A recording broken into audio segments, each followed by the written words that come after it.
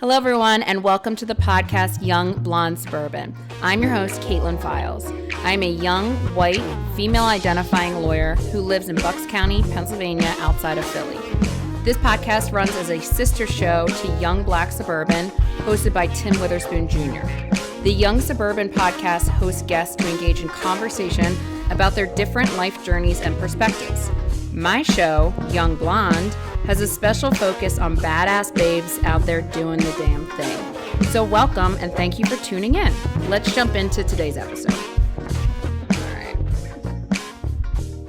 All right, everyone, welcome to Young Blonde Suburban podcast. I'm your host, Kaitlin Files, and today we have a very special guest coming with us from Austin, Texas, Whitney Drake. Whitney, thank you so much for being here today. Of course, thank you for having me.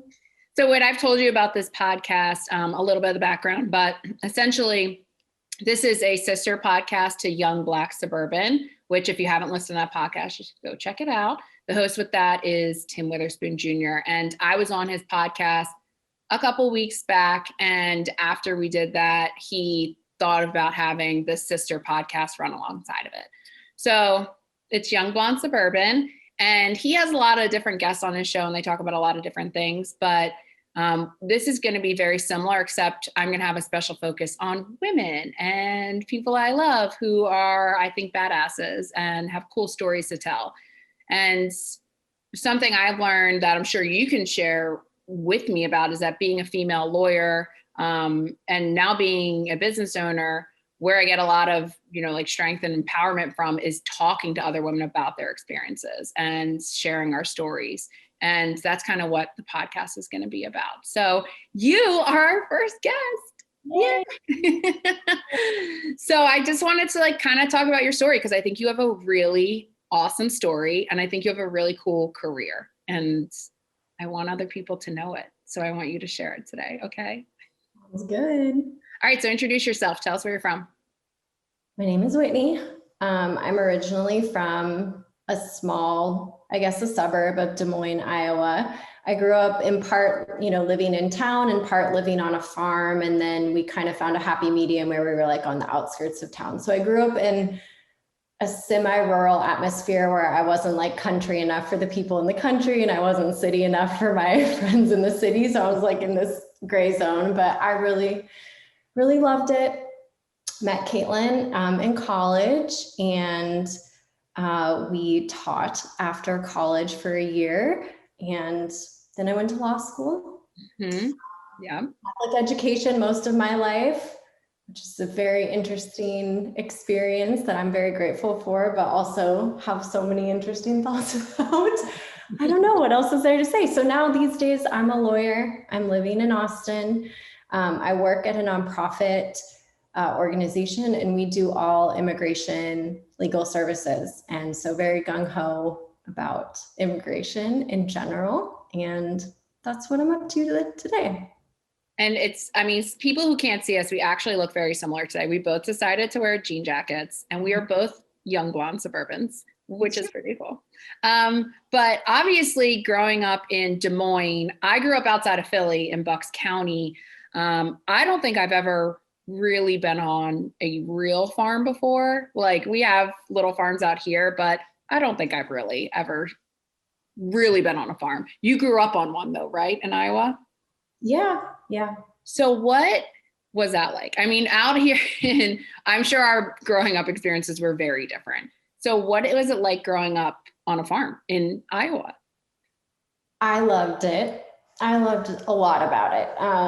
The weirdest thing I think that kids my age then didn't understand, and even talking about the experience now with other 30, whatever year olds, is we didn't have neighbors.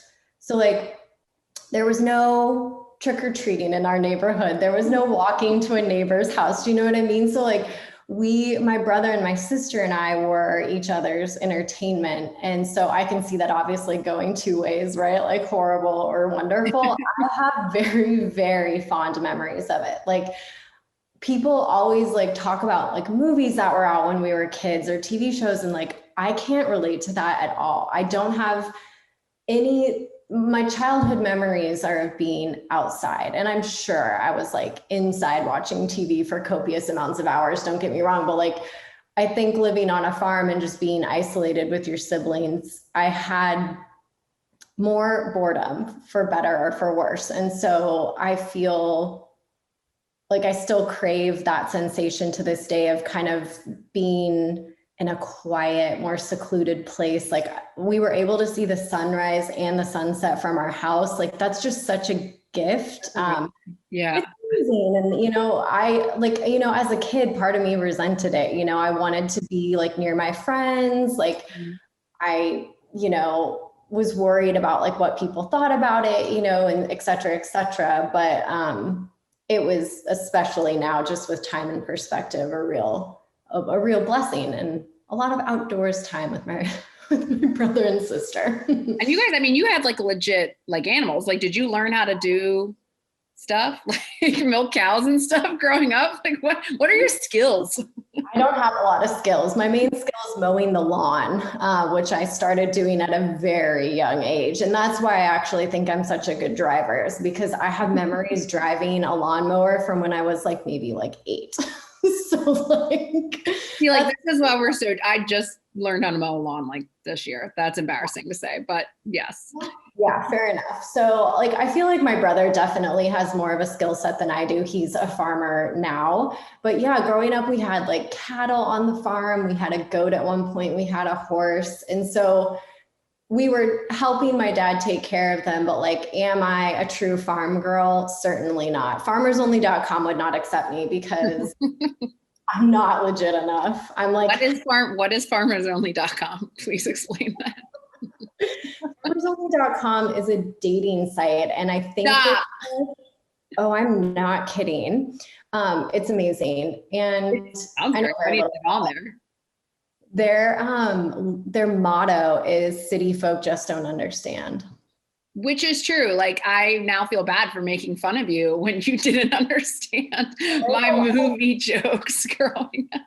There's a lot I don't understand. And that's what I'm saying. I'm right in the middle. Like, I'm not a farmer enough, and I'm really not. Like, I've never milked a cow, right? Like the stereotypical, like we didn't have dairy animals. We raised cattle for slaughter. We had corn and soybeans, which is like very typical. That's very typical in Iowa. That's what my brother does to this day. And then like I had family who did the dairy cow like route, had pigs, got their own bacon, and they were more intense than us for sure. But so then obviously you left Iowa and you came and met me at Notre Dame. Yes. Were you always leaving to go to college? No. That was not always a plan. I had in my head that like my brother and sister were for sure going to leave Iowa. And I actually never wanted to leave Iowa, but I was like, I should push myself and like give other things a chance. I think I only applied to schools in the Midwest. Here's the thing, like growing up in Iowa, I went to a good high school, and even still, like the idea that you would leave the state for college was something some people did, but not going very far, like Omaha or Wisconsin or Chicago. Tons of kids went to Chicago. I mean, Indiana's not that much farther away, but you know what I mean? It's like, it wasn't necessarily expected that you would go very far, not in terms of like in life, but like physical distance. And like I had amazing grades in high school, right? And like I remember talking to my college counselor about where I was going to apply, and it was kind of just this like, okay, like whatever, like good luck. Like there wasn't this like drive at my high school to like go to certain schools or do certain things. Like tons of us went to good schools, don't get me wrong, but like no one in my high school, did anyone apply to Harvard? Like probably not. Like we just didn't even take the SAT. So actually we weren't even allowed to apply to some schools because some schools only accept the SAT. So like that's how ACTs only. Yeah, that's how much like This was like what, 20 years ago, or you know what I mean, like 15 years ago. I'm sure they branched out, but like that's where we were at the time. Like it wasn't normal to sort of, we didn't do the PSATs. It wasn't normal to take the SAT. So like when I actually went to apply for schools, I realized I couldn't apply to a lot of schools on the coast because I hadn't do ACTs really out here. Yeah. Or like they wanted both of them. It's not like they wouldn't anyway. So it was like a self-selection process that I didn't know was taking place. That's really interesting to hear though, because you, the girl I know, you've always been driven. Like you always kind of knew what you wanted, and you did leave Iowa, but you've gone so many other places since then. I mean, you live in Austin right now. So it's so interesting to hear that wasn't always the plan for you. Oh, it was never the When plan. did it change? Well, I think for personal reasons, it changed. I mean, for like, I guess, I'm not sure it's ever changed. Like, I think Iowa in my head is still this kind of the promised land. Like, I still have a really high opinion of it. I look back on my childhood with nostalgia and you know what I mean? So I have like only good feelings about it. And I wouldn't ever be opposed to like returning to live there. I wouldn't see that as a bad thing at all.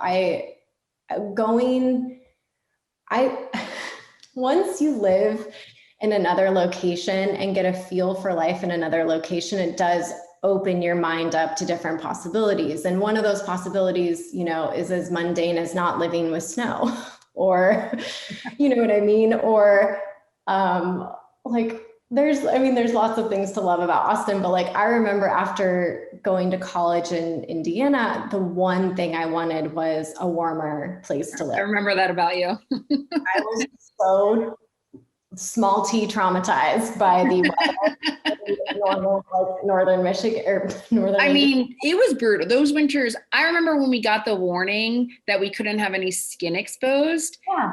And I was like, well, how am I supposed to? But class wasn't canceled. It was just like, bundle up, you walk to class, but your skin will burn off. So yeah. just watch like, that. Winter was fun for me growing up. We would like snowmobile and stuff. And then when I was in college, it was like only a negative thing. So anyway, so when did the plan change? I don't really know. I mean, during law school, I enjoyed living here a lot. By the time I left, I was really sad about that decision. And I moved for a year to Minneapolis, and I thought I understood winter. That taught me a whole new lesson. And like, I loved being home, but there was something, closer to home. But I mean, yeah, as mundane as it is, weather was a huge, huge thing. And there's a lot of other things I like about Austin, but that was kind of a shift.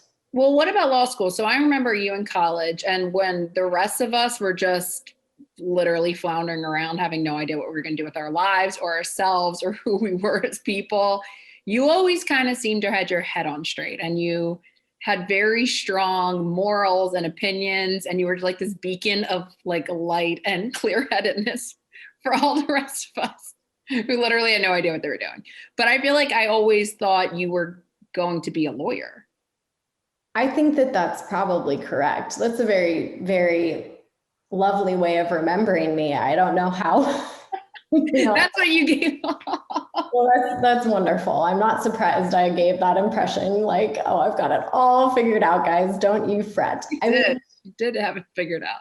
Yeah, I mean, it's true. It did click for me in some ways earlier than others, like what I wanted to do. Like when I went to college, I decided very quickly that I was going to major in Spanish, which was my favorite subject in high school. Like, I enjoyed it the most. And so then once I was at school, I always had this huge, high school made me like I know the term social justice these days is almost used as a pejorative term, but like at the time, like that sort of mindset, right? Of like giving to others or using your skills in service of others. That kind of concept was really ingrained in me in high school. And so like going to Notre Dame, there was a big atmosphere of that as well. And I started doing a volunteer opportunity with the Spanish speaking community, the Latino community in South Bend. And it became like super clear to me the biggest issue for them was status, whether they had documents or not. And I've always had a bit of like a desire to continue challenging myself in some way. And so law school to me seemed like a really good fit. I could do something challenging, and then once I'm on the other side, sort of continue to address this core problem that I'm seeing while still doing something I like, which is speaking Spanish all the time. Like it clicked really early for me. And so you're right. In some ways I was able to focus, and yeah, it did come together pretty early, for better or for worse. Like luckily it's worked out, but imagine if I was really you got there and you're like, I hate this. you just never know, but yeah. It's true. And like, I mean, we can't not talk about your mom because she had to have been a big influence in your life. I mean, I knew she was an influence in my life. I didn't even understand yet, but I mean, I didn't know anyone, especially any female, who did what your mom did, which I'm going to let you tell her story a little bit, but she's definitely she had to have some type of influence on you. Oh, for sure. Both of my parents are lawyers, full disclosure. So like, it wasn't like this idea dropped from the heavens to me. It's definitely something I grew up with, but my mom certainly was very inspirational, continues to be an inspiration to me. So she and my dad met in law school. They both practiced law. And my mom, when she started to have children, decided that the law firm atmosphere was not going to work for her. She was doing really, really well, was making a lot of money, doing litigation, but they would not let her go to reduced hours when she had kids. They were, it's not, and I know law firms still suffer. We can spend hours talking about how backwards law firms are about. Yeah. So she experienced that shock of all shocks, in the 80s. That was obviously still going on pretty badly. So anyway, she applied to become a Supreme Court justice. So she went from being a litigation attorney to applying to be a Supreme Court justice on the Iowa Supreme Court, the highest state court in Iowa. And it was so she'd have better work-life balance. Imagine that. She also, the best thing she could achieve is so that she could have some accommodation for being a mom. yeah. She thought it would give her more flexibility, and it did. So she received that appointment from the governor. I believe she was the second female Supreme Court justice, and then she was the first Chief Justice of the Iowa Supreme Court, which is, one of those amazing accomplishments in life that is hard to comprehend, that kind of like combination. She doesn't see it as much of a big deal as I think the rest of the female legal world does. Because to her, it was a job that she had earned, and like it was, it wasn't about female empowerment, right? To her, it was a job that she really enjoyed and was really good at. So I don't think it dawned on me. I don't think I understood how amazing your mom was. I didn't really get it.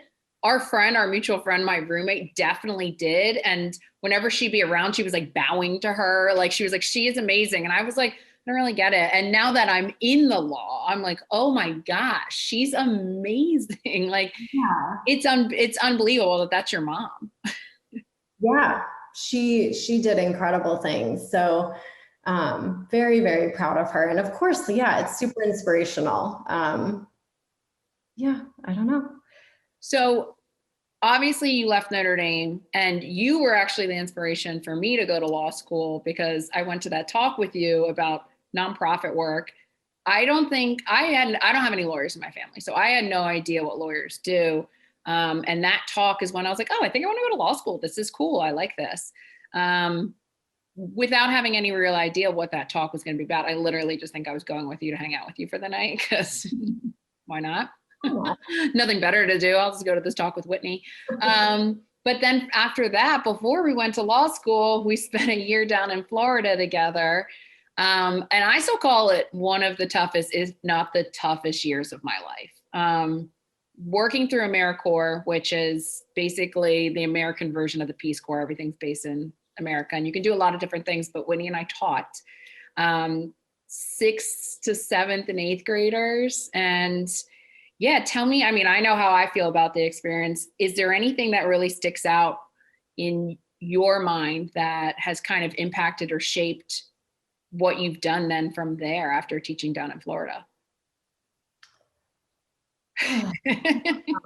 That's a tough one. I mean, that experience was, yeah, I agree. It was very tough. I mean, if I ever needed a lesson and how difficult it was to be an educator, trying it myself was a great lesson to have. And then in particular, like with the students we were working with, it was interesting because, so I taught Spanish, you were teaching English. We taught a variety of things, but those were our main. I was like the track coach. I've never run track in my life. I was just like run around the field, guys. I don't know. Keep going. So yeah. Yeah, so I don't know. It was interesting. I mean, so like the kids in like my Spanish class, for example, didn't, have a concept that, in their hometown of like the Tampa Bay area, there were a lot of, Cuban refugees and like, people that spoke Spanish, and just like getting that flavor for like what was going on in their own community. So that was fascinating to me because I too experienced that learning Spanish, like in middle school. It was like the same exact thing. And so to be the sort of person relaying that message to the students was really eye-opening, in just a different way, right? Like my community, like where I grew up, certainly had a Spanish speaking population, but it was a lot smaller. And then to work with a group of kids who were just isolated in their own community, right? And didn't realize that there was a huge community, sort of like next door, so to speak. So that's something that stands out to me. I mean, but there's a lot that went on that year. And like, that's something that, specific to my experience that I remember. There was a lot that went on. I mean, it was the year we just left college. It was like a month after college. And then we were put down in this community where was a completely new experience for me. We lived I'm from a very affluent white suburbia town, and that is not where we worked. And it's, it was like a month after college. We're still 21, 22-year-olds.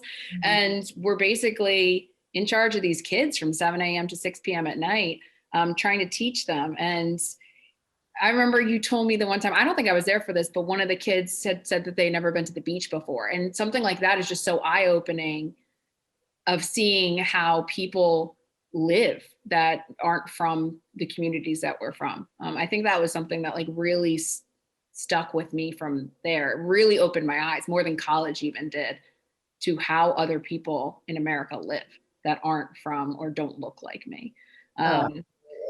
So yeah, I think we both had an interesting experience on there. I loved it. I mean, I still love those kids, but it was so tough. I mean, teachers, man, they don't get enough credit. That was brutal.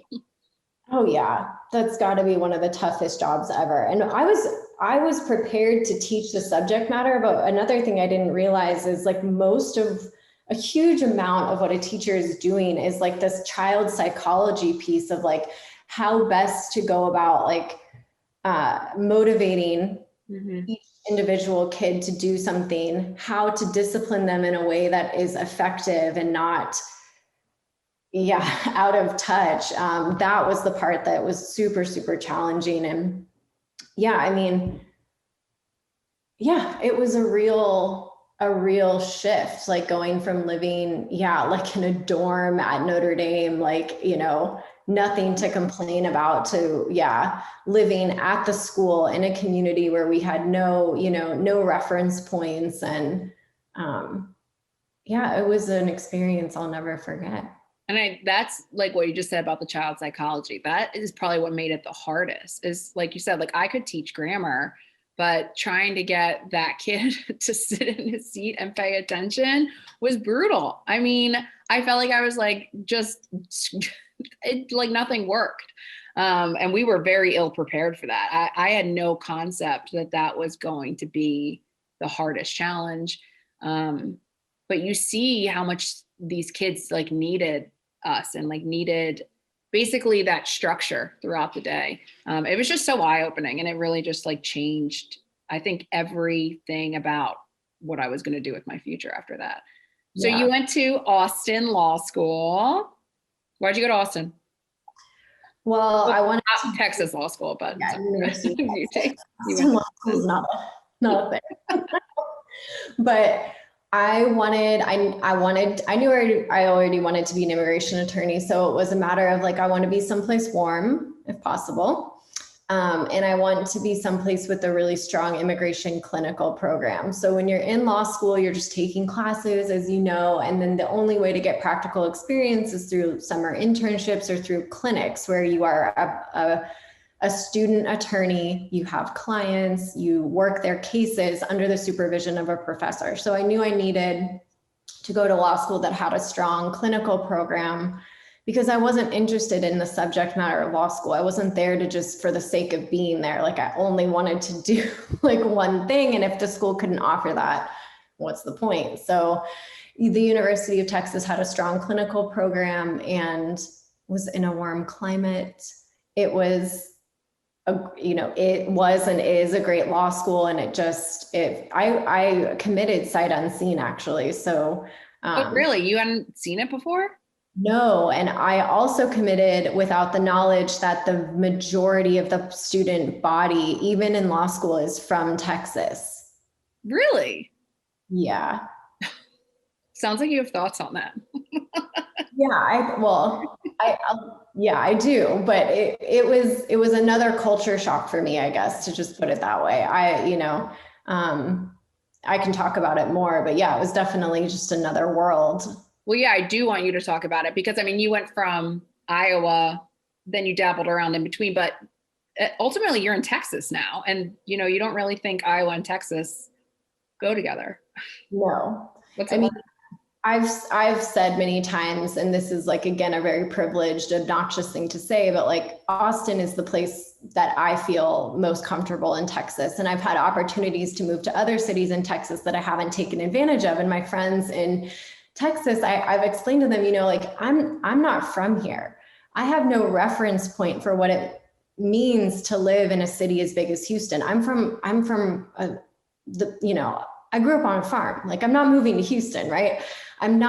That's just not in me. And so I've had to sort of put my foot down at various times throughout my career that I'm not moving to other places in Texas, even if that means a better job or, whatever, because I don't feel comfortable in other places. I mean, I just don't. They're great places to visit, but in terms of like what's the best fit for me, it's certainly where I am. But yeah, the Texas like student body, it was really difficult for me. I mean, kids tend to revert to kind of how they were in high school, I think, during law school, because you're again in a small student body and you're sort of dealing with those like self-image, self-worth issues where like, you're not the smartest kid in the room anymore. And so I think a lot of people reacted poorly to that. So what that means in reality is you have people that aren't being the best version of themselves. They're being mean, they're posturing, they're trying to make people feel stupid on purpose. So I had 2 close girlfriends in law school and that was it. And when I finally did find some friends, they were all from the Midwest or from like the Rio Grande Valley,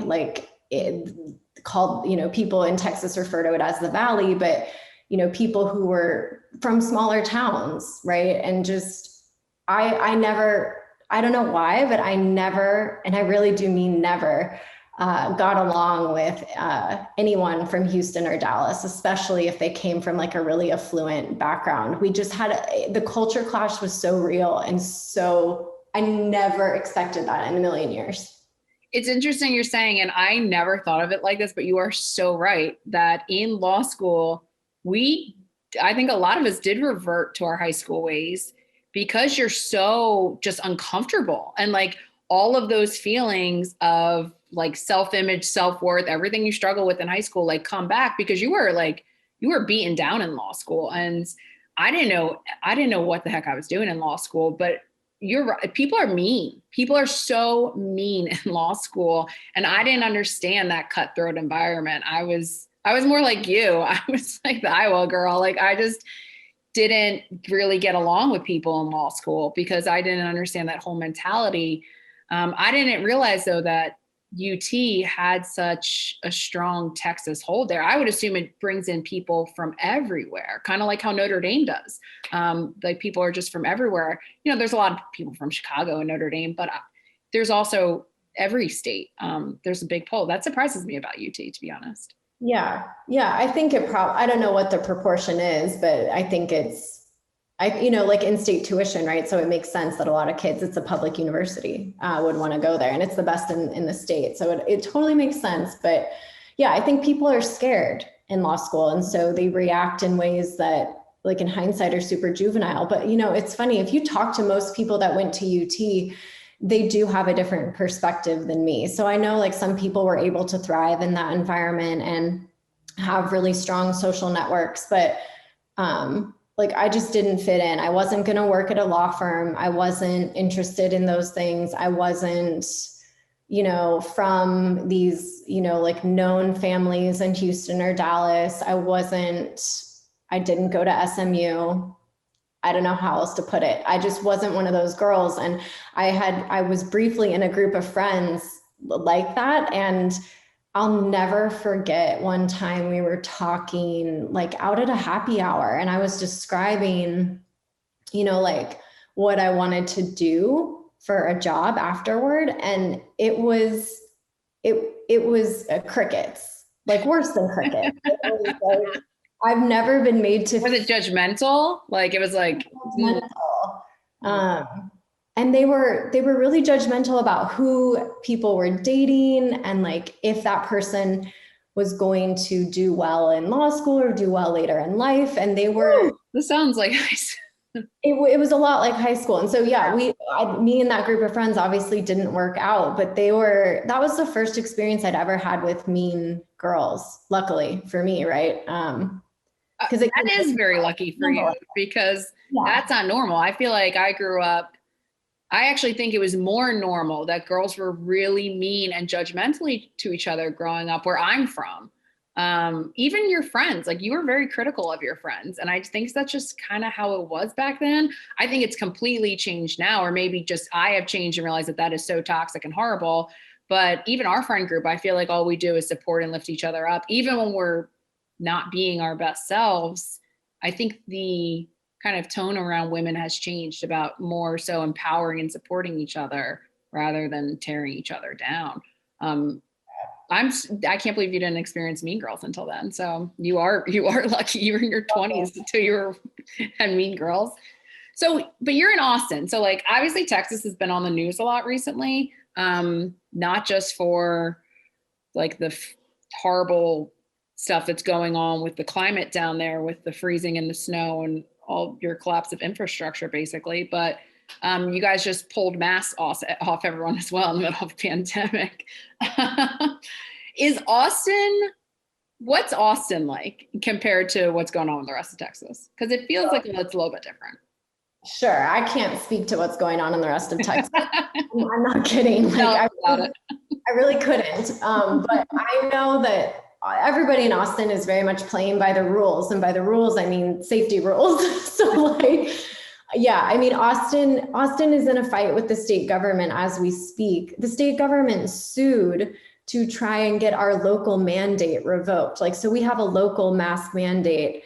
I know it's obscene. And like, that's one of the things that freaks me out about living here sometimes is this, like, there's a lot of animosity at the Texas state government level to Austin as a city, AKA the state capital. Like, anyway, it's one of those things where it's like an outsider looking in. It's like, am I crazy or are you guys all crazy? Like, anyway. So yeah, the Texas state government the attorney general has sued the local government of Austin. But yeah, people in Austin are generally like masked up.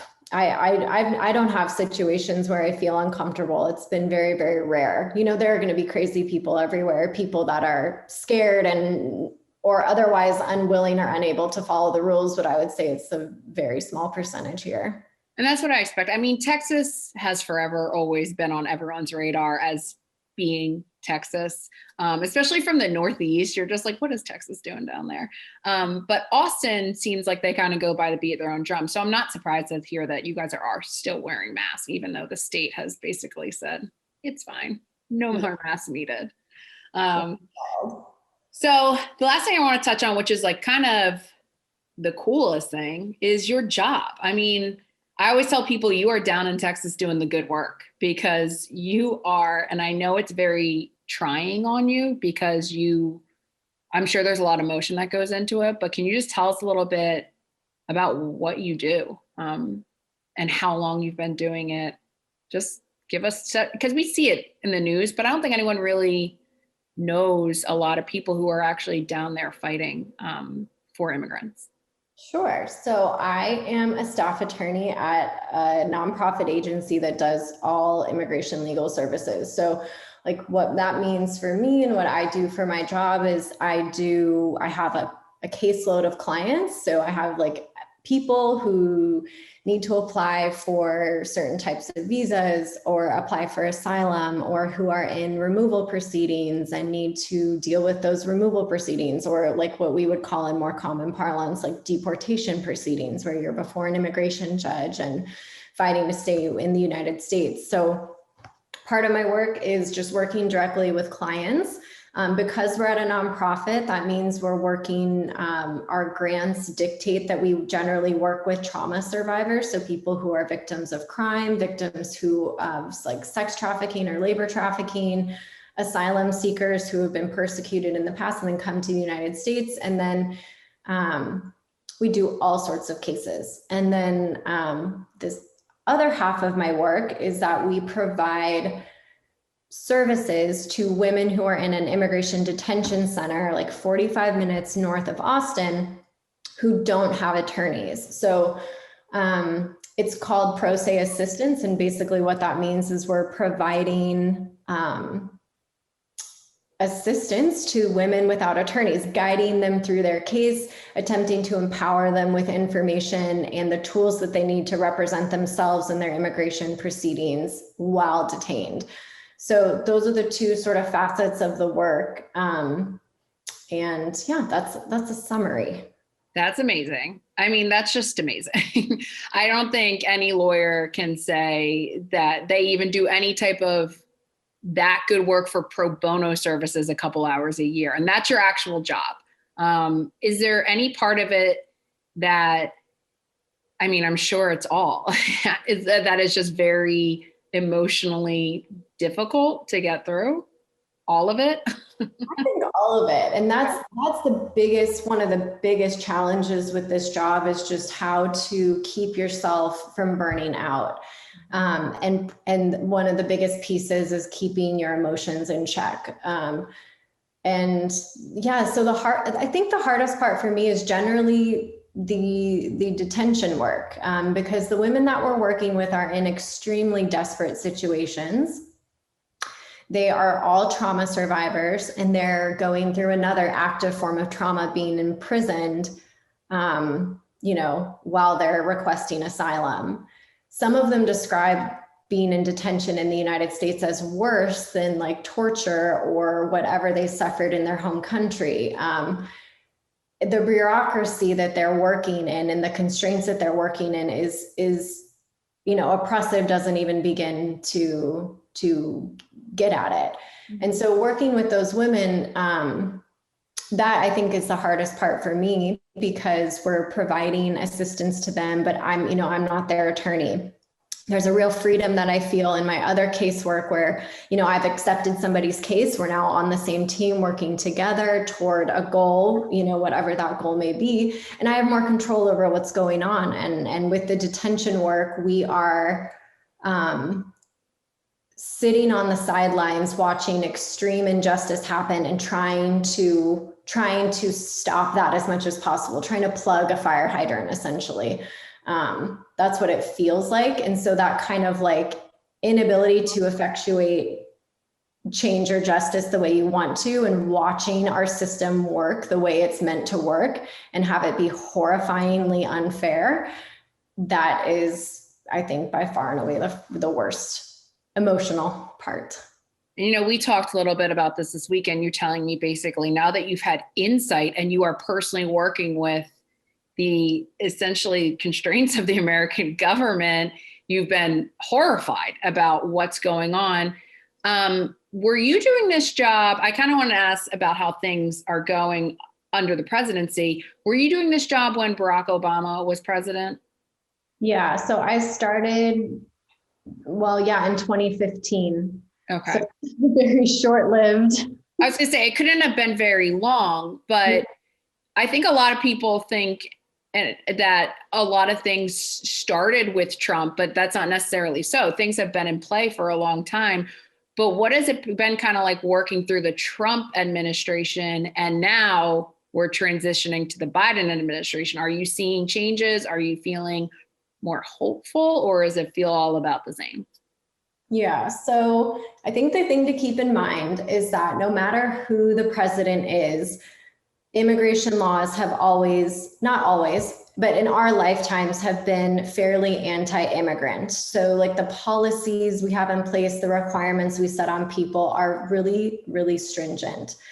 And then the president has power over a lot of things within the system, but not the laws Congress passes, right? So one of the main ways we see this play out, generally speaking, is in our detention system. Who we're detaining, how long we're detaining them. Those are sorts of things that are policy driven. You know, the president instructs ICE what to do. So those sorts of priority setting, who we detain, those sorts of things change really rapidly during the presidencies. What happened with Trump, and I'm not going to be able to speak as eloquently as I want about this. It's like an emotional thing and very frustrating still. But what happened under Trump was a chaotic tornado of a lack of due process, essentially. So any way that administration, it felt to many of us, any way that they could sort of like get their tentacles into an issue that they had power over, even if it was a very nuanced, hidden from public eye issue, they grabbed it and they made it extremely difficult for, advocates, immigrants, undocumented individuals to do what they needed to do within the system. It was so, what's the right word? It felt maniacal, because they just did so many things that I had no idea that, they cared about. Stuff that felt ridiculous, essentially, like that's what you guys are focusing your energy on. That's what you've decided to do, so like taking away discretion from immigration judges and putting quotas on immigration judges. And it's like, the public doesn't care about. Oh, yeah. But a lawyer, it's like, oh my God, like, yeah. And it's hard to get the public revved up about those things, but they're really important to the functioning of a judicial system. And then other things that he did were horrifying to the public eye, like separating families and, forcing asylum seekers to remain in Mexico and refugee camps along the border. Those sorts of things, anyone can sort of see it, feel something, make a judgment about it. But other things were so nuanced, so detailed, and so small that you basically had to be an immigration attorney or the victim of those policies to care about them. And so someone told me the other day that there was nearly a change every single day during his administration. And I don't know how you guys kept up. I just don't know how you hardly could. You hardly could. It was exhausting. It was exhausting for everybody. Feel like maybe there's a little more, there's calm coming, maybe not necessarily hope and change, but at least some calm with Biden. He's already undone some of the most detrimental things. I think it's these little strange, nuanced things that are not in the public eye. That's what I'm most concerned about. Is he going to actually undo and get us back to square one, which still isn't the best square to be in, but it's better than the last 4 years. But yeah, I'm hopeful. The administration appears to care. And they've certainly done things already in the past 2 months that have been positive changes. So I'm hoping that's good. Well, I hope he continues. He made a lot of big promises to a lot of different underrepresented groups in this country. So I'm hoping he continues to follow through. We're going to get wrapping up. This was amazing. Thank you so much. I do want to ask you, because I do like to close out the show, asking people about something that brings them joy. Oh, goodness. Lots of things. I think a quiet morning at home, with coffee and starting my day slowly brings me a lot of joy. I love that. That was so peaceful and beautiful. I feel zenned out listening to you and imagining you drinking your coffee in the morning. Well, Whitney, thank you so much for being here with us today. I hope you had a good time. You are our first Young Blonde Suburban guest. Oh, well, thanks for having me. And I appreciate everyone who listened till the end. Yes. The most important part, we need to learn about immigration issues. All right. Well, thank you, Whitney. Love you. Bye.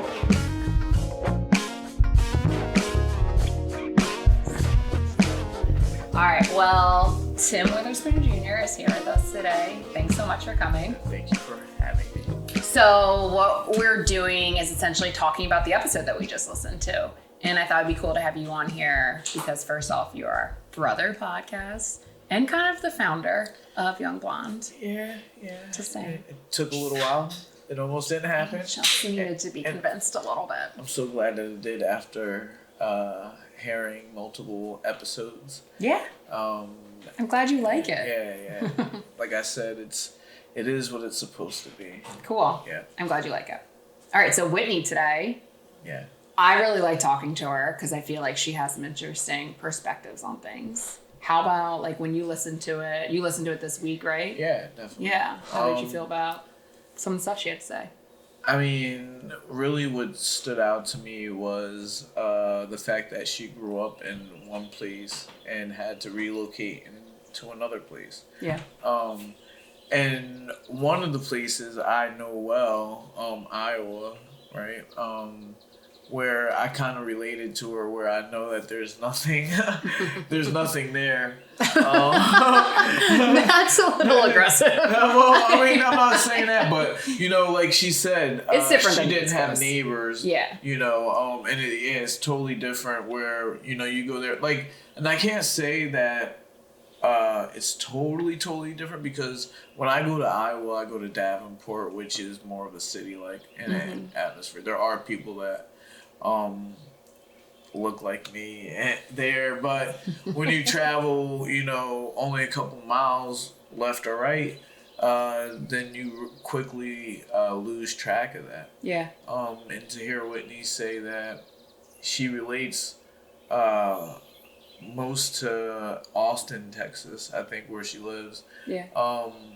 It's kind of interesting to me because it's like I kind of understand the demographic of Iowa, and I don't really see it as like a melting pot of such, or like a city kind of like a Philadelphia or something like that. So I just found that interesting how she said that is the place where she won't move to any other city in Texas. I've not been to Texas, so I can't really say per se where I would or not go. Yeah. But it's I have been to Texas. Right. And I've been to Austin a few times and it is very liberal and artsy and fun. I mean, Austin's awesome. And I've been to Houston and I've been to San Antonio.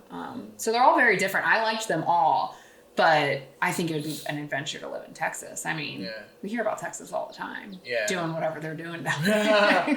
Yeah. And I have my feelings towards Texas as well. I really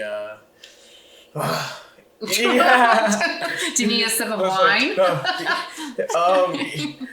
I would hate to talk about another state in the union, but it's just different. They're different, and they'll let us know that they're different and that they're like the rebelling child. Yeah. You gotta love them still, but also you're like, what are you doing, man? Come on. And the catch of it all is during COVID, where all these other big cities had to shut down, Texas stayed open. Yeah. To an extent, and a lot of people flocked other areas to go to Texas, which probably 5-10 years from now will turn it into a city more like Atlanta, or not. I mean, like a state like Georgia, where Georgia has turned more purple, rather than being the red state that it's always been. Maybe this new job rush, I'll call it a job rush, because people moved there out of necessity. There were no acting jobs in LA. You know, New York, the restaurants were closed down. And what I was seeing on social media a lot was there was sort of a rush. I don't want to say gold rush, but a job rush to Texas. And so now they're going to have, you know, cities where, you know, there's a lot of people from other parts of the country. More diverse people. Yeah, investing in the culture there. So we'll see, you know, 5-10 years from now how that turns out. Yeah. I also like when she was talking about the work she's doing down in Texas. Because, like, I mean, I always tell people Whitney's doing the good work. I mean, it's just so emotionally exhausting. I can't imagine doing it. Yeah. Me just being an African American in this country and always thinking about if someone is representing me in the right way or if they have my best interest at heart, I could only imagine how it could be for somebody coming from another country. They have to put their trust in everything that is given to them from whoever they come in contact to. And for Whitney to be one of the people that are on the front lines of that is a noble thing. And it's also something that, you know, you can't take light. You know, you have to think about, you know, this is a child that's here with no parents or, you know, this is a mother whose child isn't with her anymore. That is, I don't know, for me, I'd rather get punched in the face. not trying to make jokes about it. Know? Seriously. But there's easier jobs. There's that takes a lot of heart and a lot of passion to do day in and day out. Yeah, no, seriously, it's amazing. Like, she does unbelievable work, and I just can't imagine the strength, the emotional strength it requires of her. I mean, these people are coming over from horrible situations and then taking the chance of trying to even get into America and then going through inhumane circumstances and getting separated. Can you imagine being separated from your kids and not knowing where they went? Like, and, you know, it's been happening for ever. Yeah. You know, this is just our generation's time with that, you know, with that problem. Ultimately, our government has, you know, the tools that they can do to make it easier to make that job for her not as strenuous, not as painful, but politics sometimes it's just, you know, good old... Yeah. And when she was talking about, like, the quotas... Yeah. So, like, I don't know if you remember this, but there was... Do you remember the Cash for Kids scandal that happened in Luzerne County with the... So, for anyone who doesn't know, a judge was taking kickbacks from private juvenile centers to send kids to juvie. That happened in Philadelphia? Luzerne County. Okay. It was outside Philly, but Right. But they were supposed to be hitting quotas of having kids in the juvenile detention centers. Yeah. And it's just so horrible. But so that's one of the Trump things that was going on, that they had to hit certain quotas. Right. Which is just absurd. Yeah. But yeah, I mean, you're right. It's been going on for so long. It's not like it started with Trump. It's not going to end with Trump. Yeah. But it's that's what it does. It's the way. It's the American way, apparently. I applaud Whitney for not only what she does, but it's a big move for someone to come from the Midwest down to Texas and to, you know, survive and do what she's doing. So hats off. She's a badass babe. Without taking my hat She's off. a young blonde suburban. That's the other thing that stood out too. You know, listening to you guys, I'm like, because I came to you with the idea of Young Blonde Suburban. I'm like, oh, you're the perfect person. And then I didn't think beyond that as far as guests. I'm thinking, you know, you're gonna have the same type of guest I have. So I'm listening and watching, and I'm like, wow, this is like as Young Blonde Suburban as it can get. Like, she's just the Iowa version of it. Yeah, and you know, a lot of people can't relate to the process of growing up as a young blonde suburban, expected to go to school, have a family at the same time, which is not just young blonde suburbans, but culturally, me growing up in the suburbs, that's what I noticed. Yeah. and you guys are representing that and showing that, not only showing that, but showing that you also see other things in the world. You know, you're not blind. Your mind's not just, on one thing. You guys see other people's struggles as well as your own. So that is a very big thing that I took away from you and Whitney. Awesome. On your show. That's cool to hear. Yeah. Good. I'm glad we didn't sound like total idiots. Yeah, just a little bit. Just a little bit. Sweet. A little bit. Well, Tim, thanks for being on here and helping me talk about Whitney. You're welcome. All right, guys. So that was our episode for today. So you should subscribe to the Young Suburban franchise. Yeah, I guess. Young Black and Young Blonde. We'll get there. We're going to get there. Yeah, definitely. And tune in next week. All right. Peace.